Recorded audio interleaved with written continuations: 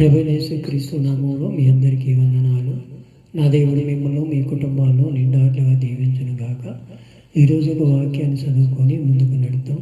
ఆయన ఇచ్చిన ఉచితమైన కృపను బట్టి ఉదయకాలం నుంచి సాయంత్రం వరకు ఆయన రెక్కల నీళ్ళలో భద్రపరిచి మనందరినీ సజీవులుగా నిలబెట్టి ఈరోజు కొన్ని వాక్యాలు తెలుసుకోవటానికి ఆయన ప్రేరేపణ బట్టి ఆయన మాటలు ప్రకటించే వారంగా మనందరినీ సిద్ధపరిచి ఆయన రాకడ కొరకు మనందరిని ఆయుధపరిచే కృపను మనందరికీ దయచేయాలని ఆయన మాటలు కొన్ని విందాం. ఈరోజు ఆయన ఏం మాట్లాడుతున్నాడో కొన్ని మాటలు ఈరోజు విందాం.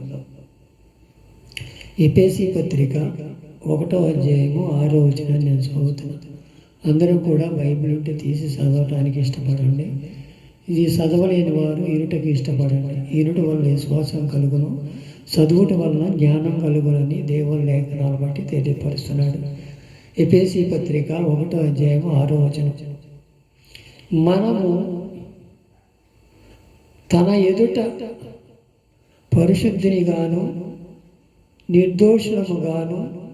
నిర్దోషులమై ఉండవలనని జగత్తు పునాది వేయకబడిపే ప్రేమ చేత ఆయన క్రీస్తులో మనల్ని ఏర్పరచుకున్నాడంట. ఇప్పుడు నిన్ను నన్ను కూడా తల్లి గర్భంలో రూపించుకున్నపే ఆయన ఒక ప్రణాళికలో ఉన్నాడు మన మీద. ఏంటంటే అది జగత్తు పునాది వేయకబడకే మునిపే నిన్ను నన్ను కూడా ఆయన ఏర్పరుచుకున్నాడు. ఆ ఏర్పరుచుకున్న దాన్ని మనం ఎలా ఉంటున్నామో, ఎలా నడుస్తున్నామో ఒకసారి మన హృదయాన్ని పరిశీలన చేసుకోవాలి. నన్ను ఏర్పరచుకున్నాడు అంటావా? నా అందరికి నేనే జీవిస్తున్నాను, నేను అందరికి నేనే బతుకుతున్నాను, నా అందరికి నేనే కష్టపడుతున్నాను, నేనేనని మనం అనుకుంటున్నామేమో. అది మనది, ఆయన మనది కాదు. అది దేవుని చిత్తమై ఉన్నది, దేవుని ప్రణాళిక అయి ఉన్నది. దేవునిలో మనం నడిచిన వారంగా ఆయన మనల్ని ఏర్పరచుకున్నాడు. ఎప్పుడు జగత్తు పునాది వేయక మునిపే ఎలా ఉండాలంట? పరిశుద్ధులుగాను నిర్దోషులమై ఉండవాలని. మన పరిశుద్ధులుగా ఆయన రక్తంతో కడగబడ్డాం, ఆయనలో జీవిస్తున్నాము, ఆయనలో మనం నడుస్తున్నాము. మనం పరిశుద్ధులమేనా? నేనేదో బాప్తీసం తీసేసుకున్నాను, నేను 30 సంవత్సరాలు అయిపోయింది, నేను పెద్దయ్య గారి దగ్గర బాప్తీసం తీసుకున్నాను, నాకేం భయం లేదు, నేను ఏది చేసినా, ఏ తప్పు చేసినా, ఏది చేసినా క్షమిస్తానే ఉంటాడు నా దేవుడు అనుకుంటున్నామా? అసలు మనం పరిశుద్ధులమేనా? ఒక్కసారి మన హృదయాలు మనమే పరిశీలన చేసుకోవాలి. ఎవరు చేసిన కర్మ వాళ్ళ అనుభవించాల్సిందే, ఎవరి పాపము వాళ్ళు అనుభవించాల్సిందే. అది ఎంత మాత్రము సబబు కాదు. ఒక్కసారి మాత్రమే క్షమిస్తాడు. తెలిసి చేస్తే ఇంకా అది కూడా క్షమించడు. మనము తెలిసి చేస్తున్నామేమో. ఒక్కసారి మన హృదయాలు మన పరిశుద్ధంగా ఉండండి, నీతిగా నడవండి, యథార్థంగా నడవండి అంటుంటే మనం నడవలేని స్థితిలో ఉంటున్నామేమో. జగత్తు పునాది మునిపే నిన్ను నన్ను ఏర్పరచుకున్నాడే,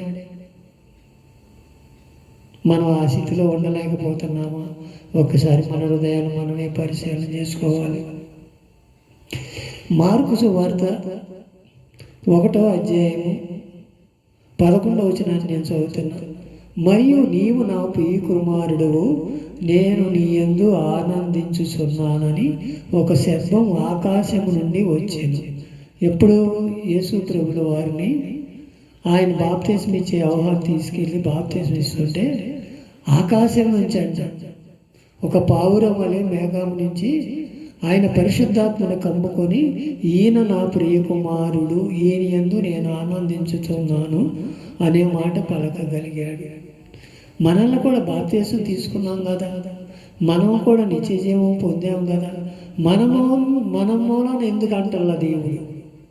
నేను నిన్ను మూలానే నేను ఆనందించుతున్నాను, నిన్ను మూలాన నిన్ను ఏర్పరచుకున్నానని ఆయన అంటున్నాడే. మనం అందుమూలం తగినట్టుగా జీవిస్తున్నాము లేదా? ఆయన కూడా తండ్రి చేత పంపబడి 33 సంవత్సరాలు మనతో గడిపి మన పాపాలన్నీ ఆయన భుజాన్ని వేసుకొని ఆయనతో నీతిమంతుడిగా తీర్చబడ్డాడే. ఆయన నేను చేసిన పని మీరు చేయండి, నేను నడిచిన నడవండి అన్నాడే. ఆ నడకలో మనం నడుతున్నా దారి తప్పిపోతున్నాం. మనుషులు మనం దేవుని మాట అసలు లెక్క చేయతనంగా ఉంటున్నాం. ఆయన ఎలా అన్నాడు? ఈయన నా ప్రియకుమారుడు, ఈయన యందు నేను ఆనందించుచున్నాను అని దేవుడే చెబుతున్నాడే. దేవుడు మనల్ని కూడా అదే అంటున్నాడుగా, మీరు నాతో పాటు ఉండండి, నేను చెప్పింది చేయండి, నేను తండ్రిని ఎలా ఉంటానో మీరు కూడా అలా ఉంటారని దేవుడు లేఖనాల బట్టి తెలియపరుస్తున్నాడు.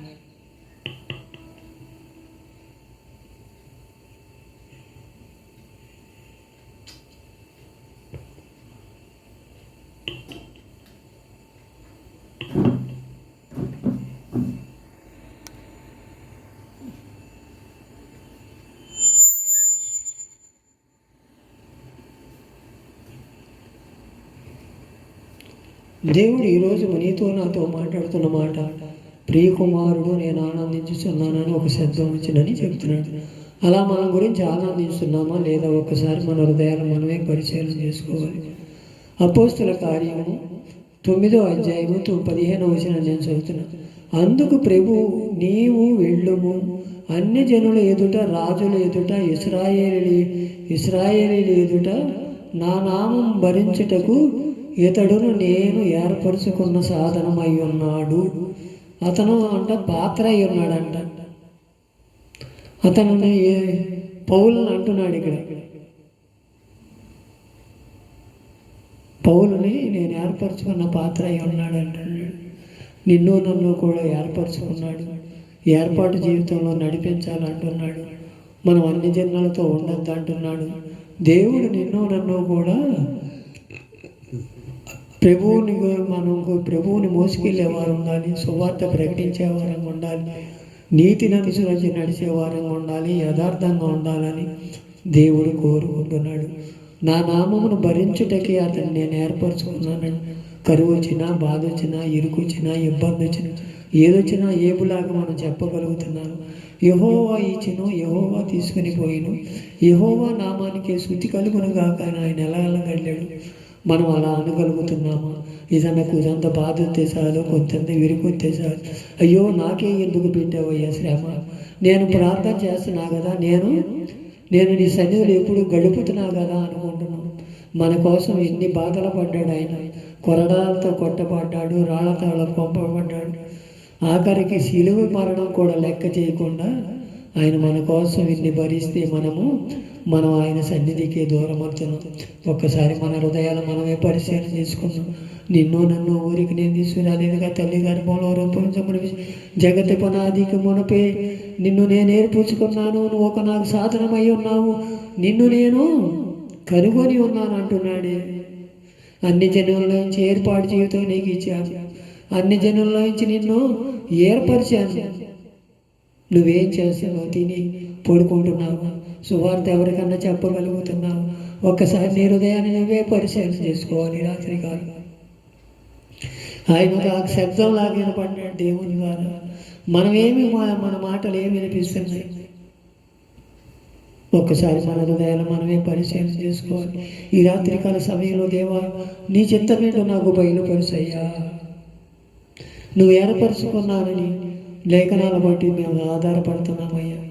నువ్వు ఏర్పరచుకున్నావు, మాలో నడిపిస్తున్నావు. మేము నడవలేక మా స్థితిగతులను బట్టి, మా అపరాధాలను బట్టి, మా పాపాలను బట్టి మేము దూరం చేసుకుంటున్నాము. మేము ఒక్కసారి మా హృదయాలు మా పరిశీలన చేయ్యా. నువ్వు తల్లి గర్భంలో రూపించకపోతే మా మీద ఒక ప్రణాళిక వేసావు. ఆ ప్రణాళికను మేము తప్పిపోతున్నాము, జారిపోతున్నాము. మా అవిదేవితను బట్టు, మా అసమర్థతను బట్టు, అయ్యా నువ్వంటే ఏంటో లెక్కలేని తనం బట్టు మేము జారిపోతున్నామేమో. ఒక్కసారి మా హృదయాన్ని మేము పరిశీలన చేసుకొని ఈ రాత్రికాల సమయంలో సరైన తీర్మానం చేసుకున్నాం.